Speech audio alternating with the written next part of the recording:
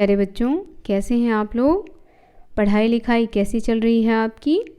बच्चों, खेल के साथ साथ हमारे लिए पढ़ाई भी ज़रूरी है, तो आप कोशिश करें कि कुछ वक्त अपनी पढ़ाई के लिए निकालें और साथ में जमकर खेलें। बच्चों, ये जो वीडियो बनाया जा रहा है वो आप लोगों के लिए ही बनाया जा रहा है ताकि आप किसी भी अध्याय को बहुत ही आसानी से समझ पाएँ। यदि आपके मन में कोई भी प्रश्न हो या आप हमें कोई सुझाव देना चाहते हैं तो कमेंट करके अवश्य बताएं। आज की इस वीडियो में हम कक्षा 6ठी के हिंदी पाठ्य पुस्तक किसलय भाग 1 का 5वां अध्याय पढ़ेंगे।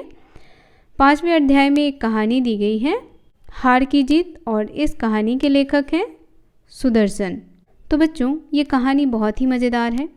कहानी को 2 भागों में बनाया जा रहा है क्योंकि कहानी बहुत ही लंबी है, तो मैंने सोचा कि इसे 2 भागों में बनाते हैं ताकि इसे समझने में आपको आसानी होगी। तो बच्चों, यही सारी बातें सोच करके इसे 2 भागों में बनाया गया है। कहानी में अब तक हमने देखा कि किस प्रकार बाबा भारती अपने घोड़े सुल्तान से प्यार करते हैं, उसका देखरेख करते हैं, और सुल्तान भी बहुत ही तगड़ा था, बहुत फुर्तीला था। तो उसकी सुंदरता और उसका वर्णन सुन करके जो उस गांव का एक प्रसिद्ध डाकू था जिसका नाम था खड़ग सिंह, वह उस पर मोहित हो गया और वह बिना बुलाए बाबा भारती के यहाँ आ गया सुल्तान को देखने के लिए। जब उसने सुल्तान को देखा तो उसके मन में एक लालच सा आ गया और वह यह सोचने लगा मन ही मन कि काश ये घोड़ा मेरे पास होता। उसने जाते जाते बाबा भारती से बस यही कहा कि यह घोड़ा ज़्यादा दिन आपके पास नहीं रहेगा। और इस बात को सुनकर के बाबा भारती बहुत ही परेशान हो गए, तो वह दिन रात क्या करते थे, सुल्तान की रखवाली करने में लगे रहते थे। चलिए अब कहानी में आगे देखते हैं कि आगे क्या हुआ। प्रतिक्षण उन्हें खड़ग सिंह का भय लगा रहता। अब बाबा भारती को हमेशा डर सा लगा रहता। भय कहने का अर्थ होता है बच्चों डर। तब उनके मन में एक भय बैठ गया था कि न जाने कब खड़ग सिंह आएगा और उनके घोड़े को चुरा करके उनसे ले जाएगा। कई मास बीत गए। कई मास बीत गए कहने का अर्थ है बच्चों कई महीने बीत गए। मास शब्द का अर्थ होता है महीना, तो यहाँ कहते हैं लेखक कि कई महीने बीत गए किंतु वह नहीं आया। कौन नहीं आया बच्चों? खड़ग सिंह। यहाँ तक कि बाबा भारती कुछ लापरवाह हो गए और इस भय को स्वप्न के भय के समान मिथ्या समझने लगे। अब खड़ग सिंह ने तो बाबा भारती को बोला था कि मैं एक दिन इसे ले जाऊंगा। इस बात को लेकर के वो बहुत परेशान रहने लगे और हमेशा डरते रहते थे कि कहीं खड़ग सिंह आकर के उनका घोड़ा न चुरा ले उनसे। लेकिन इस बात को कई महीने बीत गए। अब बाबा भी लापरवाह हो गए। सोचे कि अच्छा खड़ग सिंह ने ऐसे ही मजाक किया होगा, तो वो इस बात को किसकी तरह समझने लगे, स्वप्न की तरह, कि वो एक स्वप्न था। मिथ्या मतलब होता है झूठा। मिथ्या मतलब क्या होता है बच्चों? झूठा। तो उन्हें लगा कि जो खड़ग सिंह की बातें थी वह ऐसे ही था, वह मजाक कर रहा था, झूठ बोल रहा था। संध्या का समय था। बाबा भारती सुल्तान की पीठ पर सवार होकर घूमने जा रहे थे। इस समय उनकी आंखों में चमक थी, मुख पर प्रसन्नता थी। वे कभी घोड़े के शरीर को देखते, कभी उसके रंग को, और मन ही मन फूले न समाते। फूले न समाना बच्चों मुहावरा है जिसका अर्थ होता है अधिक प्रसन्न होना। फूले न समाना क्या है? एक मुहावरा है जिसका अर्थ होता है अधिक प्रसन्न होना। तो यहाँ बाबा भारती सुल्तान को देख करके मन ही मन बहुत प्रसन्न हो रहे थे। अचानक एक ओर से आवाज़ आई, ओ बाबा, इस कंगले की बात भी सुनते जाना। इस आवाज़ में करुणा थी। बाबा ने घोड़े को थाम लिया और देखा कि एक अपाहिज वृक्ष की छाया में करा रहा है। वे बोले, तुम्हें क्या कष्ट है?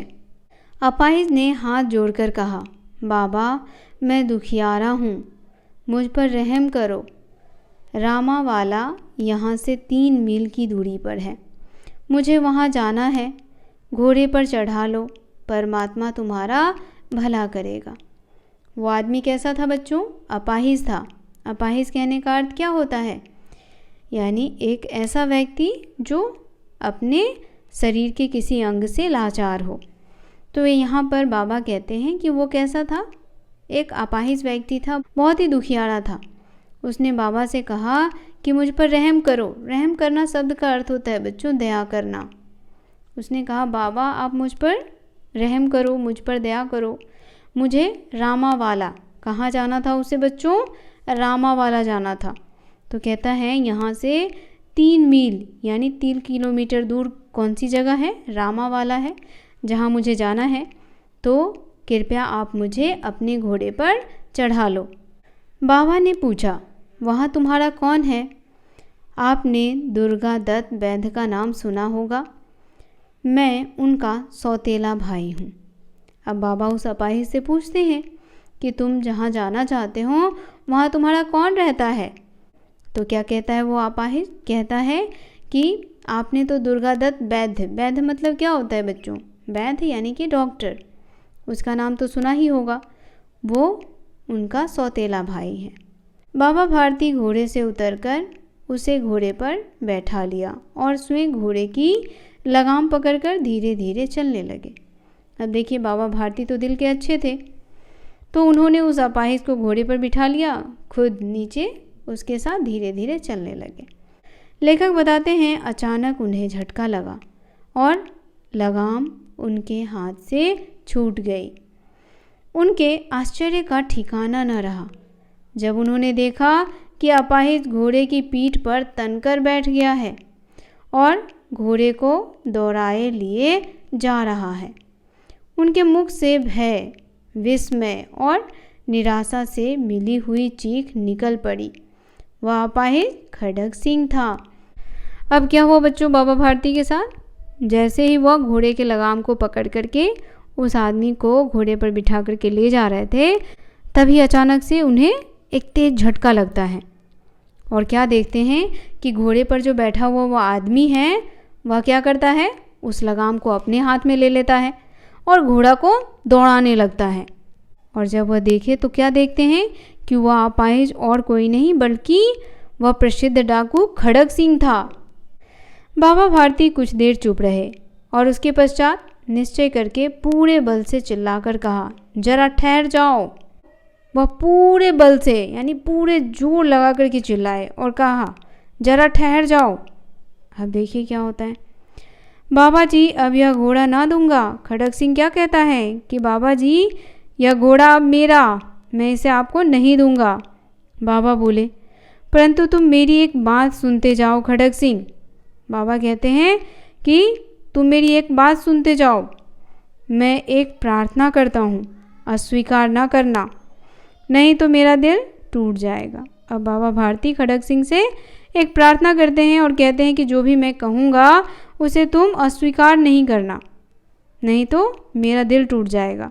तुम्हें यह घोड़ा ले जाना है, ले जाओ। ये रहा खड़ग सिंह। ये कौन है? खड़ग सिंह है।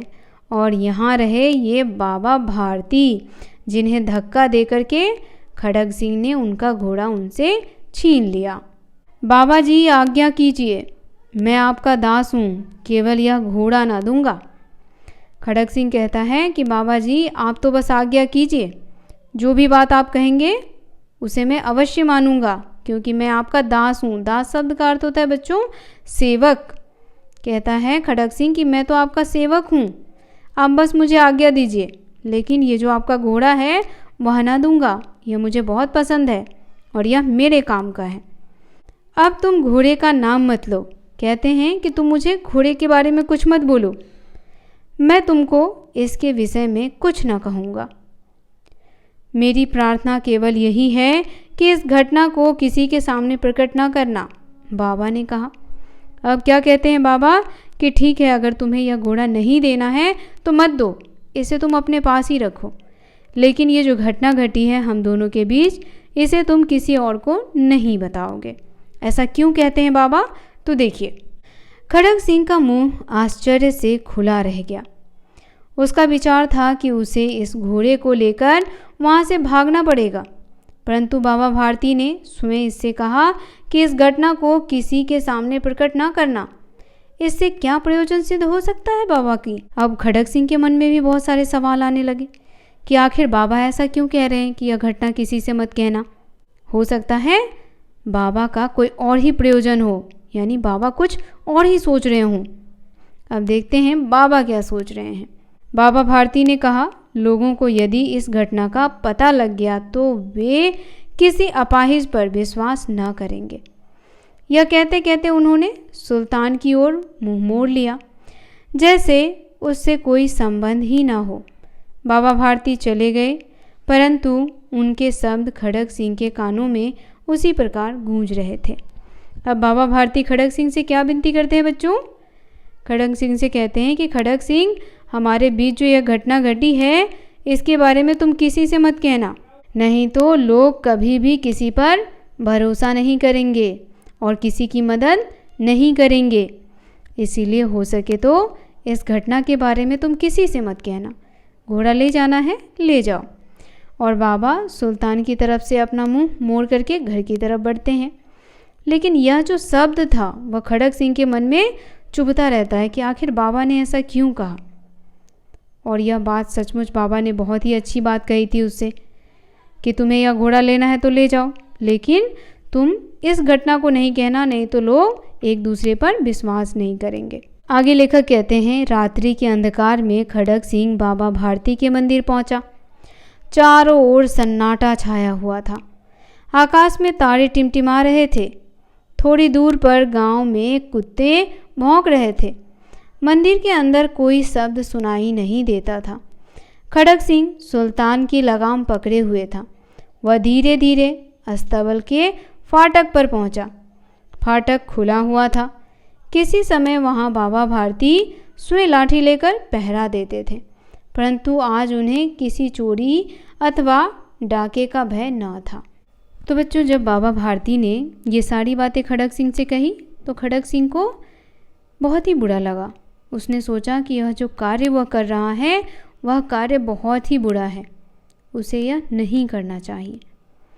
तब उसे बहुत ही ग्लानि हुआ, बहुत ही उसे अपने आप में बुरा लग रहा था। उसने सोचा कि क्यों ना मैं सुल्तान को वापस बाबा भारती के पास ही छोड़ आऊँ। तो कहता है कि जब वह बाबा भारती के पास जा रहा था तो रास्ते में काफ़ी सन्नाटा था। आकाश में तारे टिमटिमा रहे थे और बाबा भारती का जो मंदिर था वह गांव से थोड़ी दूरी पर था। कहता है कि मंदिर के अंदर सब कुछ सन्नाटा पसरा हुआ था। किसी चीज़ की कोई आवाज़ नहीं सुनाई दे रही थी। बाबा भारती भी पहले की तरह पहरे नहीं दे रहे थे, क्योंकि उन्हें अब किसी बात का कोई डर नहीं था। आगे बढ़कर सुल्तान को उसके स्थान पर बांध दिया और बाहर निकल फाटक बंद कर दिया। इस समय उसकी आंखों में पश्चाताप के आंसू थे। तो बच्चों, जो खड़ग सिंह था, जो एक प्रसिद्ध डाकू था, बाबा भारती ने जब उसे कहा कि इस घटना के बारे में किसी को मत बताना, नहीं तो लोग एक दूसरे पर विश्वास नहीं करेंगे, तो इन सारी बातों को सुनकर के उसे बहुत दुख हुआ कि उसने आखिर ऐसा क्यों किया। रात्रि का तीसरा पहर बीत चुका था। चौथा पहर आरंभ होते ही बाबा भारती ने अपनी कुटिया से बाहर निकल ठंडे जल से स्नान किया। उसके पश्चात इस प्रकार जैसे कोई स्वप्न में चल रहा हो, उनके पांव अस्तबल की ओर बढ़े, परंतु फाटक पर पहुंचकर उनको अपनी भूल प्रतीत हुई। साथ ही घोर निराशा ने पांवों को मन भर का बना दिया था। वे वहीं रुक गए। तो यहाँ लेखक कहते हैं कि तीसरा पहर बीत चुका था और चौथे पहर में बाबा भारती जो हैं वह अपने नित्य क्रियाक्रम में जुट गए और उनका रोज़ का काम था, वह नहा धोवा करके कहाँ जाते थे? अस्तबल में जाते थे, सुल्तान के पास जाते थे और उसकी देखरेख करते थे। लेकिन जैसे वह फाटक के पास पहुँचे, उन्हें यह याद आया कि अच्छा, सुल्तान को तो खड़ग सिंह ले गया है। अब इन सब बातों से उनका मन भर आया, यानी उनका मन भारी हो गया। वे वहीं रुक गए। घोड़े ने अपने स्वामी के पाँवों की चाप को पहचान लिया और जोर से हिनहिनाया। अब बाबा भारती आश्चर्य और प्रसन्नता से दौड़ते हुए अंदर घुसे और अपने प्यारे घोड़े के गले से लिपट कर इस प्रकार रोने लगे मानो कोई पिता बहुत दिनों से बिछुड़े हुए पुत्र से मिल रहा हो। बार बार उसकी पीठ पर हाथ फेरते, बार बार उसके मुंह पर थपकियां देते, फिर वे संतोष से बोले, अब कोई गरीबों की सहायता से मुंह न मोड़ेगा। उनके पाँव के चलने से जो आवाज़ उत्पन्न हुई उससे घोड़ा पहचान गया और वह हिनहिनाने लगा। जब उसकी हिनहिनाहट को बाबा भारती सुने तो उनकी खुशी का ठिकाना नहीं रहा। वह बहुत अधिक प्रसन्न हो गए और दौड़ते हुए अस्तबल की तरफ गए। वहाँ सुल्तान को देख करके वह उसे चूमने लगे, उसके गले से लिपट गए और रोने लगे। ऐसा लग रहा था जैसे कोई पिता अपने पुत्र से बहुत दिनों से बिछड़ा हुआ हो। तो इसी प्रकार बाबा भारती कभी सुल्तान को चूमते, कभी गले से लगाते और प्रसन्न होते। बार बार उसकी पीठ पर हाथ फेरते, उसके मुंह पर थपकियाँ देते, यानी उसे प्यार से सहलाते थे।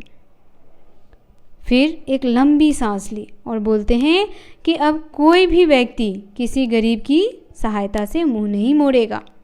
तो ये कहानी यहीं समाप्त होती है बच्चों। कहानी कैसी लगी कमेंट करके बताना बिल्कुल ना भूलें।